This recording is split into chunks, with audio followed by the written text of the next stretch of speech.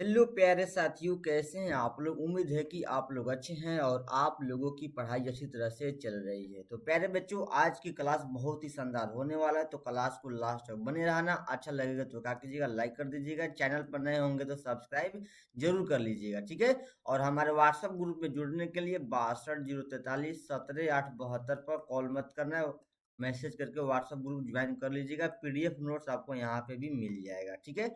तो प्यारे बच्चों, आज की क्लास बहुत ही शानदार है, जिसका नाम है क्लास 12 हिंदी चैप्टर 4, जिसका नाम है अर्धनारीश्वर, ठीक है। अर्धनारीश्वर, ठीक है, जिसमें नारी और नर की आधा आधा रूप को वर्णन किया गया है, जैसे कि शिव और पार्वती, ठीक है। तो अर्धनारीश्वर चैप्टर का लेखक का क्या नाम है? रामधारी सिंह दिनकर। क्या नाम है? रामधारी सिंह दिनकर। और मैं आपको बता दूं कि अर्धनारीश्वर आपका यह क्या है प्यारे बच्चों? यह आपका निबंध है, क्योंकि यहाँ से भी ऑब्जेक्टिव सवाल आपके रहेंगे, ठीक है। और रामधारी सिंह दिनकर का जन्म कब हुआ था? 23 सितंबर 1908 को हुआ था। कहाँ हुआ था? बिहार के किस जिला में? बेगूसराय। कहाँ हुआ था प्यारे बच्चों? बेगूसराय जिले में हुआ था रामधारी सिंह दिनकर जी का, ठीक है। तो चलिए एक एक करके सभी क्वेश्चंस को देखेंगे, क्योंकि यहाँ से सीधे आपके एग्जाम में सवाल रहेंगे। तो वीडियो को लास्ट तक बने रहना है, ठीक है। चलिए, तो आपके सामने फर्स्ट क्वेश्चन है, पराधीनता के कारण नारी अपने अस्तित्व की अधिकारिणी नहीं रही, यह युक्ति किस शीर्षक पाठ से लिया गया है, या यह युक्ति किस शीर्षक पाठ से है? तो यहाँ पे देखिए आपसे क्या पुकार रहा है? नारी। तो नारी यानी अर्धनारीश्वर। जो जो लेखक जी का नाम क्या है? रामधारी सिंह दिनकर। तो ऑप्शन यहाँ पे क्या होगा प्यारे बच्चों? ऑप्शन नंबर आपका ए सही हो जाएगा। क्या होगा? ऑप्शन नंबर आपका यहाँ पे ए करेक्ट होगा, अर्धनारीश्वर, ठीक है। इसी तरह आप लोग देखेंगे सेकंड नंबर सवाल, ठीक है। एक एक करके सभी क्वेश्चन को कवर करेंगे, तो आप लोगों को लास्ट तक बने रहना है, ठीक है, और लाइक करते रहना है, ठीक है। सेकंड नंबर क्वेश्चन है, आनंद मैंने जो धर्म चलाया था वह 5 सहस्त्र वर्ष तक चलने वाला था, किंतु अब वह केवल 500 वर्ष चलेगा, क्योंकि नारियों, देखिए यहाँ पे, नारियों को मैंने भिक्षुणी होने का अधिकार दे दिया। यह युक्ति किस पाठ की है? देखिए इतना बड़ा क्वेश्चन है, तो आप लोग कंफ्यूज मत होइए। यहाँ पर सीधे देखिए कि नारी दिया हुआ है, क्या दिया है? नारियों। क्या दिया हुआ है यहाँ पे? नारियों दिया हुआ है। तो नारी यानी अर्धनारीश्वर। क्या होगा? नारी यानी अर्धनारीश्वर। चैप्टर ऑप्शन नंबर क्या होगा प्यारे बच्चों? यहाँ पे भी ए करेक्ट हो जाएगा, ठीक है। चलिए, क्वेश्चंस में ही आपका आंसर छुपा हुआ है, तो आप लोग देते चलिए, ठीक है। चलिए, आप लोग भी आंसर चैट में देते चलना है, ठीक है। चलिए, उसके बाद देखिए तीसरा नंबर क्वेश्चन है, भागलपुर विश्वविद्यालय में उप कुलपति पद पर निम्नलिखित में कौन रहे हैं? निम्नलिखित में से कौन रहे हैं? तो प्यारे बच्चों, भागलपुर विश्वविद्यालय थे था उसका उप कुलपति पद पर रामधारी सिंह दिनकर जी रहे हुए हैं। तो ऑप्शन यहाँ पे क्या हो जाएगा प्यारे बच्चों? ए करेक्ट हो जाएगा, ठीक है। भागलपुर विश्वविद्यालय के उप कुलपति पद पर रहे थे रामधारी सिंह दिनकर जी, ठीक है। चलिए, उसके बाद आपके सामने नेक्स्ट क्वेश्चन है, अर्धनारीश्वर शीर्षक निबंध में शंकर और पार्वती का किस प्रकार का रूप है? तो प्यारे बच्चों, यह कल्पित रूप है। कैसा रूप है? शिव और पार्वती जी का कल्पित रूप है। अर्धनारीश्वर अर्ध रूप है, आधा आधा रूप है इसमें, ठीक है। तो किसका रूप है? कल्पित रूप है। बहुत ही मोस्ट इंपोर्टेंट है आपका क्वेश्चन है, क्योंकि आपके एग्जाम में यहाँ से सीधे क्वेश्चन रहता है, कई बार पूछा भी गया है। तो ऑप्शन यहाँ पे क्या हो जाएगा? सी करेक्ट हो जाएगा। आप लोग भी आंसर देते चलना है आप लोगों को, ठीक है। चलिए, नेक्स्ट सवाल है, अगला सवाल है क्वेश्चन 5 नंबर, रामधारी सिंह दिनकर किस विश्वविद्यालय विद्यालय में उप कुलपति पद पर रहे थे? बताइए, अभी जस्ट मैंने ऊपर बताया था, किस, कौन सा? भागलपुर विश्वविद्यालय। ऑप्शन देखिए यहाँ पे क्या हो जाएगा? ए करेक्ट हो जाएगा, ठीक है। चलिए आगे बढ़ते हैं। अगला नंबर क्वेश्चन है आपके सामने छठा नंबर क्वेश्चन है, देखिए, नारी और नर एक ही द्रव्य की ढली दो प्रतिमाएं हैं, ये किस रचनाकार की पंक्ति है? मतलब नारी और नर, ये बताइए, नारी और नर, मतलब जब वही नारी की बात आ जाए तो क्या होगा? चैप्टर का नाम क्या होगा? पाठ का नाम क्या होगा? अर्धनारीश्वर, ठीक है। क्या नाम होगा? अर्धनारीश्वर। तो अर्धनारीश्वर का लेखक कौन है? मतलब नारी और नर एक ही द्रव्य की ढली दो प्रतिमाएं हैं, किस प्रकार के किस रचनाकार की पंक्ति है, मतलब रचनाकार जी का नाम क्या है, तो रामधारी सिंह दिनकर। देखिए ऑप्शन यहाँ पे क्या हो जाएगा, सी करेक्ट हो जाएगा। ठीक है, ऑप्शन यहाँ पे सी करेक्ट हो जाएगा। ठीक है, चलिए उसके बाद अगला सवाल देखेंगे आपके सामने 7वां नंबर। 7 नंबर क्वेश्चन है, पढ़िए। नारी और नर एक ही द्रव्य की ढली दो प्रतिमाएं हैं, यह पंक्ति किस शीर्षक पाठ की है। अभी जस्ट मैंने आपको ऊपर बताया था, जब भी नारी और नर आ जाए तो अर्धनारीश्वर, अर्धनारीश्वर क्या होगा प्यारे बच्चों, ऑप्शन यहाँ पे क्या हो जाएगा, सी नंबर करेक्ट हो जाएगा। ठीक है, चलिए आगे बढ़ेंगे। उसके बाद आपके सामने 8 नंबर सवाल। 8 नंबर क्वेश्चन है आपके सामने, दिनकर जी को निम्न में से कौन सा पुरस्कार दिया गया था। तो प्यारे बच्चों, बहुत बच्चे विभूषण रखते हैं, ये विभूषण नहीं होगा, पद्म भूषण। क्या होगा, पद्म भूषण होगा। ऑप्शन नंबर क्या होगा यहाँ पे, बी नंबर करेक्ट हो जाएगा, याद रखिएगा। ठीक है, और रामधारी सिंह दिनकर जी को ज्ञानपीठ पुरस्कार किस कृति पर मिला था, ज्ञानपीठ पुरस्कार किस कृति पर, तो प्यारे बच्चों उर्वशी पर मिला था। ये भी याद रखिए क्योंकि यहाँ से भी क्वेश्चन ये वाला जरूर पूछा जाता है। ठीक है, चलिए उसके बाद देखेंगे आपके सामने 9 नंबर। 9 नंबर क्वेश्चन है, अर्धनारीश्वर पाठ के लेखक कौन है। अर्धनारीश्वर पाठ के लेखक का नाम क्या है, तो प्यारे बच्चों रामधारी सिंह दिनकर होंगे। इसमें बताने का जरूरत है, रामधारी सिंह दिनकर। नामवर सिंह क्या होंगे, कौन बताएगा। भगत सिंह क्या होंगे, कौन बताएगा। एक लेख और एक पत्र, एक लेख और एक पत्र कौन है, भगत सिंह। मोहन राकेश किस पाठ के लेखक है, कह बच्चों सिपाही की माँ। सिपाही की माँ का लेखक कौन है, मोहन राकेश। ठीक है, इसका आंसर आप लोग कमेंट में बताना है, थोड़ा देखते हैं किन किन को याद है। ठीक है, और अर्धनारीश्वर पाठ का लेखक कौन है, रामधारी सिंह दिनकर। और अर्धनारीश्वर पाठ आपका क्या है प्यारे बच्चों, ये आपका निबंध है, ये भी याद रखिएगा क्योंकि यहाँ से भी क्वेश्चन आपके एग्जाम में सीधे पूछे जाते हैं। ठीक है, चलिए अगला सवाल देखेंगे 10 नंबर। 10 नंबर क्वेश्चन है, रामधारी सिंह दिनकर जी की रचना कौन सी है। बताइए इनमें कौन है जो रामधारी सिंह दिनकर जी लिखे हुए हैं, उनकी रचना कौन है, तो अर्धनारीश्वर। क्या होगा, अर्धनारीश्वर होगा। ऑप्शन यहाँ पे क्या हो जाएगा प्यारे बच्चों, डी होगा। उसने कहा था कि लेखक कौन है, कौन बताएगा। जूठन का लेखक कौन है, जो ऊपर बताया था। सिपाही की माँ का लेखक कौन है, मोहन राकेश। कौन है, मोहन राकेश जी हैं। जूठन पाठ का लेखक कौन है, ओम प्रकाश वाल्मीकि हैं। कौन है, ओम प्रकाश वाल्मीकि हैं। उसने कहा था कि आप लोग कमेंट में बताना है, आप लोग कमेंट में बताइए तो इसका क्या होगा। चलिए आगे बढ़ेंगे। अगला सवाल आपके सामने, अगला देखिए, अगला क्वेश्चन है, दिनकर जी का जन्म बिहार के किस जिले में हुआ था। जस्ट मैंने अभी ऊपर आप लोगों को बताया था, तो प्यारे बच्चों बेगूसराय, बिहार के बेगूसराय जिले में दिनकर जी का जन्म हुआ था। ऑप्शन यहाँ पे क्या हो जाएगा, बी करेक्ट हो जाएगा। ठीक है, चलिए अगला नंबर क्वेश्चन आपके सामने 12 नंबर है, रामधारी सिंह दिनकर।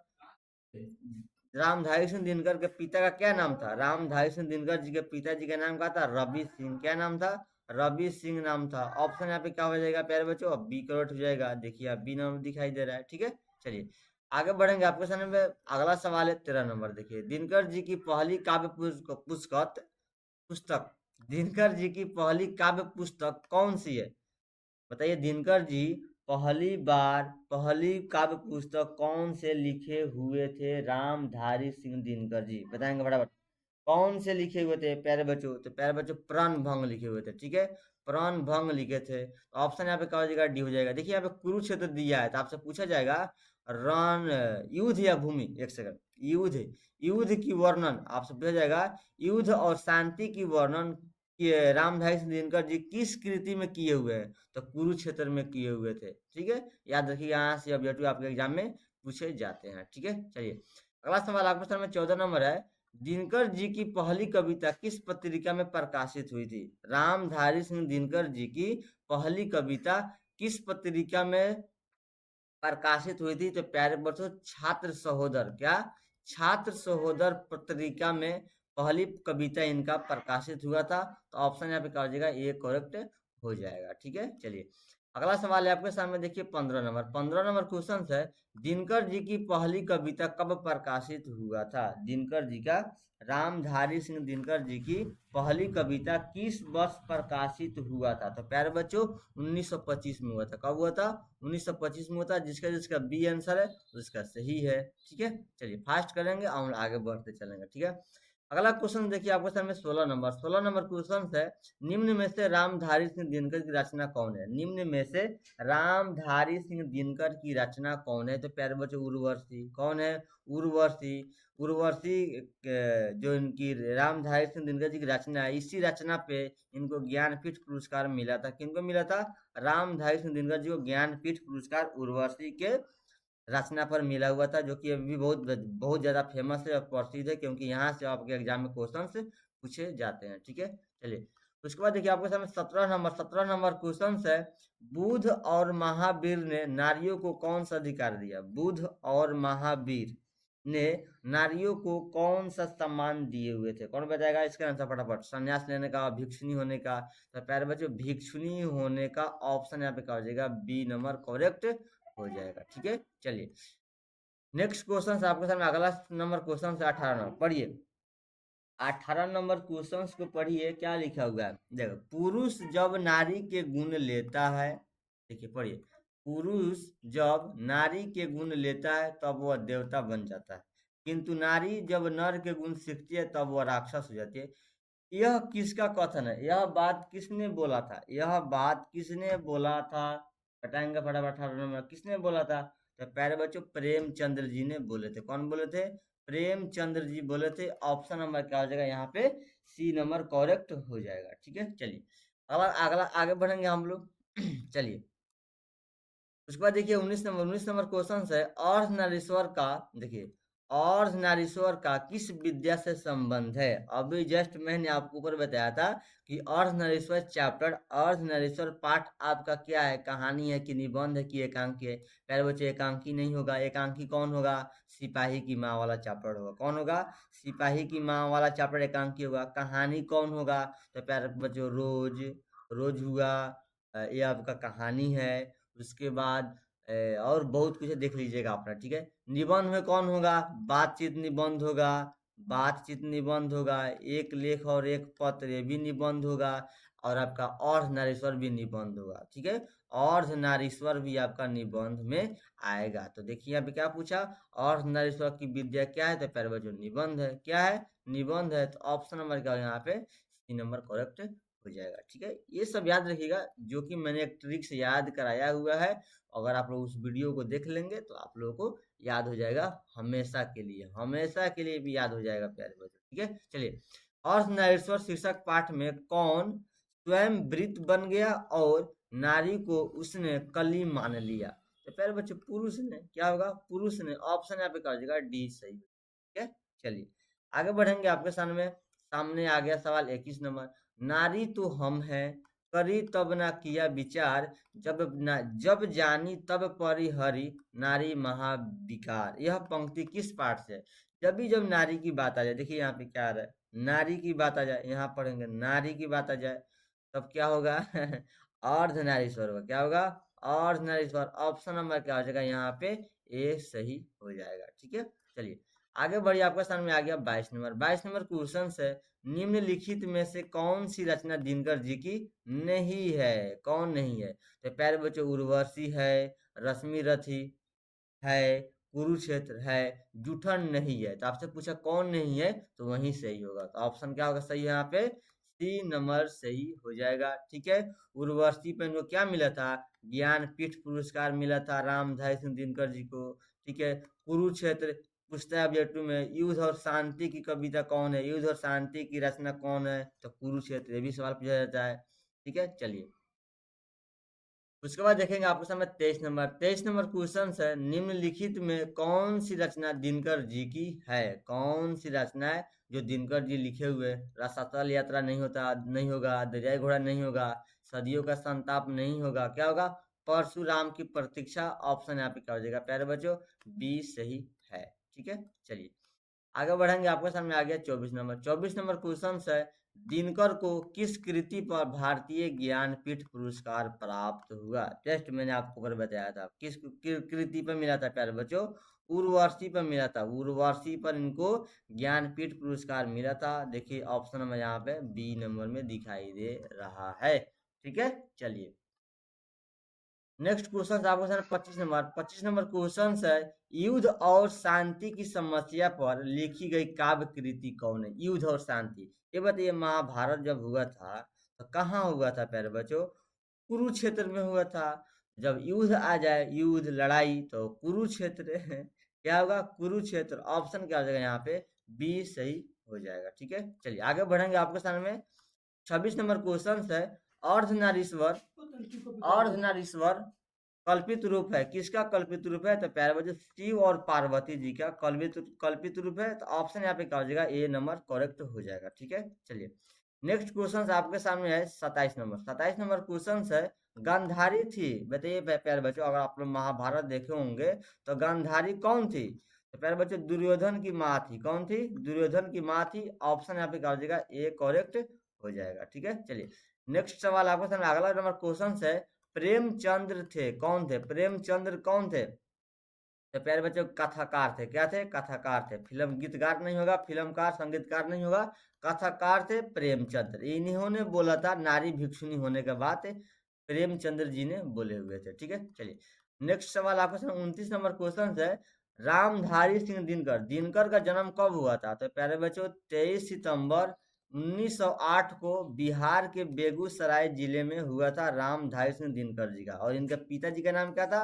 रवि सिंह नाम था इनके पिताजी का नाम। तो ऑप्शन देखिए कहाँ दिखाई दे रहा है? ऑप्शन अब आपका ए में दिखाई दे रहा है। तो क्या होगा? ए नंबर करेक्ट हो जाएगा। ठीक है, चलिए नेक्स्ट क्वेश्चन आपके सामने अगला नंबर क्वेश्चन है, देखिए दिनकर किस युग के कवि हैं? किस युग के कवि हैं रामधारी सिंह दिनकर जी? किस युग के कवि हैं? तो प्यारे बच्चों छाया, देखिए यहाँ पे छायावादी युग दिया है, तो छायावादी मत मारिएगा, छायावदोत्तर युग लगाइएगा। क्या होगा? छायावदोत्तर युग के कवि थे रामधारी सिंह दिनकर जी। ठीक है, चलिए अगला क्वेश्चन आपके सामने आ गया।